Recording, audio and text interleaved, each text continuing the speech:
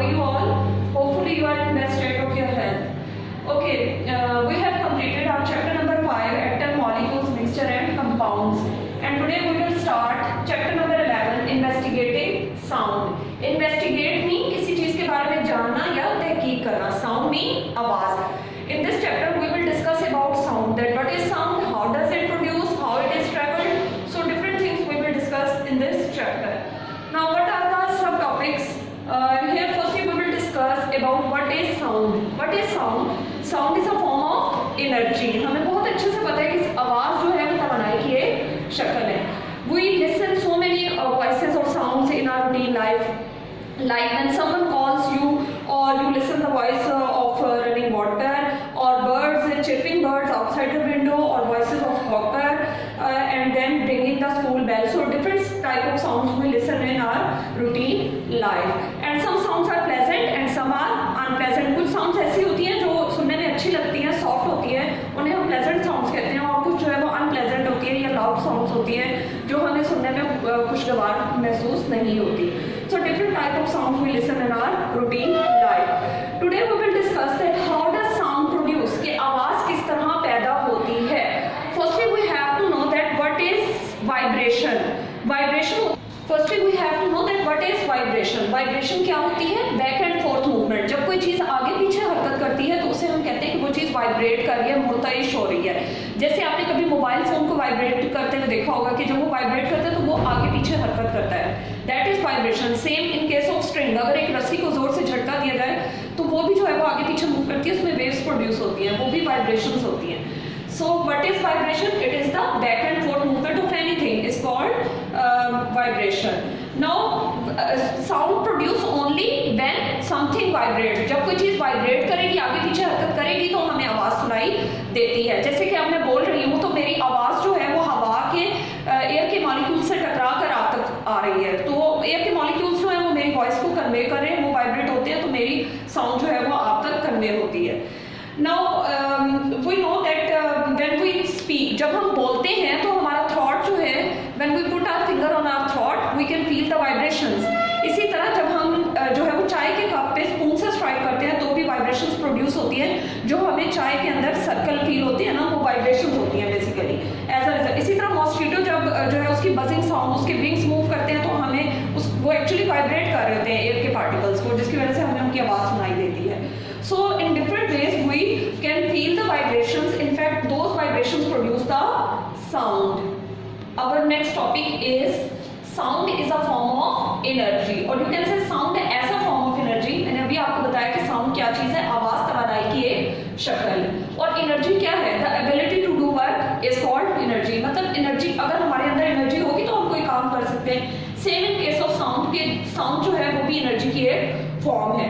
Now sound, how sound is produced, or how we can say that sound is a form of energy. You can take the example of a drum. कि जब एक ढोल बजाने वाला जो है वो ड्रमर ड्रम को बीट करता है स्टिक से तो हमें आवाज जो है वो सुनाई देती है. वो कैसे? क्योंकि उसकी जो स्किन होती है, लेदर होता है ड्रम का, वो वाइब्रेट करता है, वो मुर्तइश होता है, आगे पीछे हरकत करता है, जिसकी वजह से साउंड प्रोड्यूस होती है. अब जितना जोर से स्ट्राइक किया जाएगा उतनी ही ज्यादा वाइब्रेशंस प्रोड्यूस होंगी और वो लाउड साउंड होगी, क्योंकि एनर्जी आप जोर से लगा रहे हैं, मीन्स कि आप जोर से स्ट्राइक कर रहे हैं. जब आप आहिस्ता स्ट्राइक करेंगे उसको स्टिक के साथ तो कम वाइब्रेशंस प्रोड्यूस होंगी और सॉफ्ट साउंड प्रोड्यूस होगी.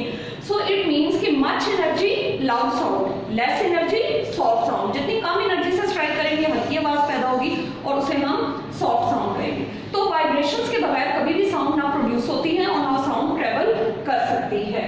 तो हम इसको ऑब्जर्व ऐसे भी कर सकते हैं कि अगर हम ड्रम के लेदर की सरफेस पे कोई कागज के टुकड़े या कैप्सूल, एम्प्टी कैप्सूल्स जो है वो स्प्रेड कर दें और उसके बाद उसको स्ट्राइक किया जाए लेदर को, तो आप देखेंगे कि वो वाइब्रेट करेंगे, ऊपर नीचे हरकत करेंगे. आप जितना जोर से वाइब्रेट करोगे तो उतना ही ज्यादा उनमें वो जंप करेंगे, और अगर लाइट आप उसको हिट करोगे तो वो कम वाइब्रेट करेंगे, कम मूव करेंगे. Same in case of loud speakers. अब वो जो डेक्स होते हैं उनके ऊपर भी आप ये स्प्रेड करके नोट कर सकते हो. वॉल्यूम बढ़ाएंगे तो वाइब्रेशन ज्यादा होगी और उनमें ज्यादा मूवमेंट होगी पीसेज ऑफ पेपर में, और कम होगा वॉल्यूम तो कम मूवमेंट होगी. Understand students? Now the next topic is how does sound travel, कि आवाज किस तरह सफर करती है. For example when someone calls you from a distance, then definitely you will hear the it mean sound travel के, जैसे अब मैं बोल रही हूँ आपको मेरी आवाज़ सुनाई दे रही है, तो इट मीन साउंड ट्रेवल कर रही है तो आप तक पहुँच रही है ना। इट मीन्स कि sound always need a medium. ऐसा नहीं होगा कि अगर आप वैक्यूम में खला में चले जाए और आप बोले तो आपकी आवाज़ सुनाई देगी, नहीं सुनाई देगी, क्योंकि वहाँ पे कोई एयर पार्टिकल नहीं होगा, इवन कोई भी मीडियम नहीं होगा। तो साउंड को हमेशा मीडियम रिक्वायर्ड होता है, एक जरिया चाहिए होता है जिसके जरिए वो आवाज़ जो है वो ट्रेवल करती है एक जगह से दूसरी जगह तक।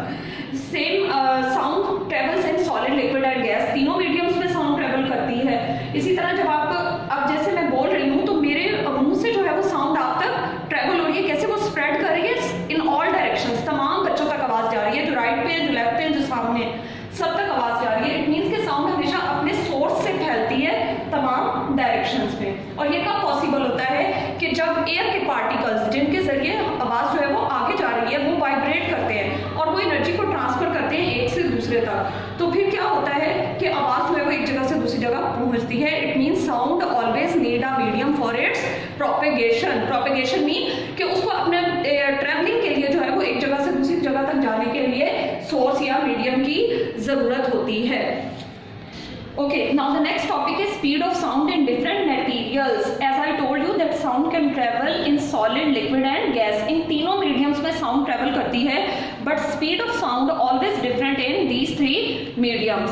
Now we will discuss one by one these three mediums, that how does sound travel from these mediums.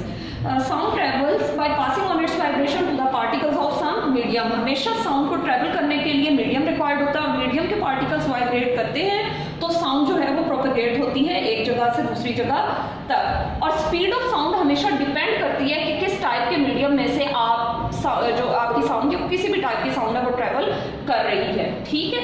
इसी तरह अब हम देखते हैं कि जो गैस है, गैस में पार्टिकल्स या मॉलिक्यूल्स फासले पर होते हैं काफ़ी, तो उसमें साउंड की जो स्पीड है वो कम होती है, वो 350 मीटर पर सेकंड होती है।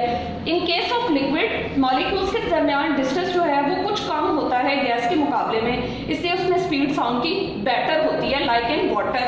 अब एयर में और वाटर में जो साउंड की ट्रैवलिंग है वो लिक्विड में जो है वो वाटर में ज़्यादा तेज़ी से साउंड ट्रैवल करेगा as compare to air. So 1500 metre पर second in liquid and in solid 6000 metre पर सेकेंड। लाइक अगर आपके पास स्टील है, स्टील की टेबल है, या कोई और किसी हार्ड मटेरियल की कोई चीज़ है, उसमें से अगर आप साउंड को पास करोगे तो वो जल्दी ट्रैवल होगा, क्योंकि उसमें मॉलिक्यूल जो है या एटम जो है वो टाइटली बाउंड होते हैं और वो साउंड को, एनर्जी को तेज़ी से एक जगह से दूसरी जगह ट्रांसफ़र करते हैं, ठीक है। तो इस तरह हम देख सकते हैं कि साउंड जो है वो डिफरेंट मटेरियल्स में डिफरेंट स्पीड से जो है वो ट्रैवल करती है। Now we will discuss how does sound travel in human ear। और इंसानी कान जो है वो आवाज़ को किस तरह वसूल करता है और किस तरह जो है वो हम आवाज़ को सुन सकते हैं। Here you can see that we have already discussed the structure of ear in first term. So most of you you know about the propagation of sound.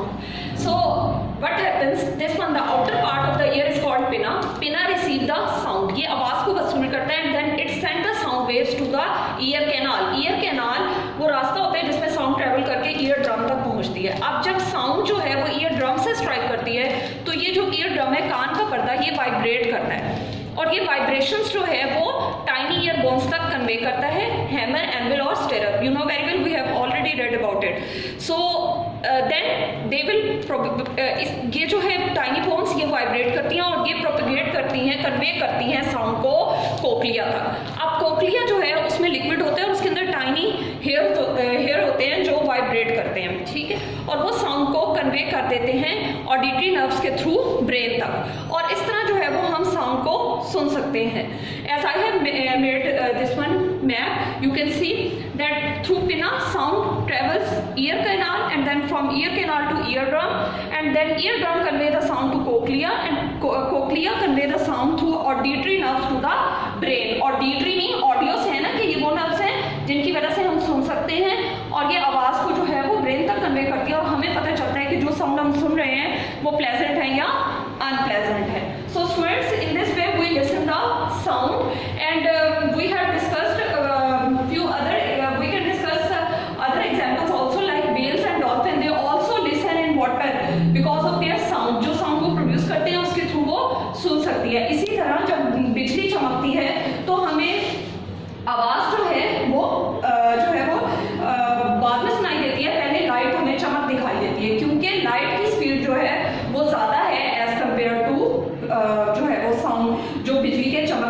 है, तो इस वजह से जो है वो हमें बिजली की चमक पहले दिखाई देती है और आवाज़ बाद में सुनाई देती है। So this chapter is very easy, kindly do its reading and please highlight important points, all the definitions during reading. जज़ाकल्लाह।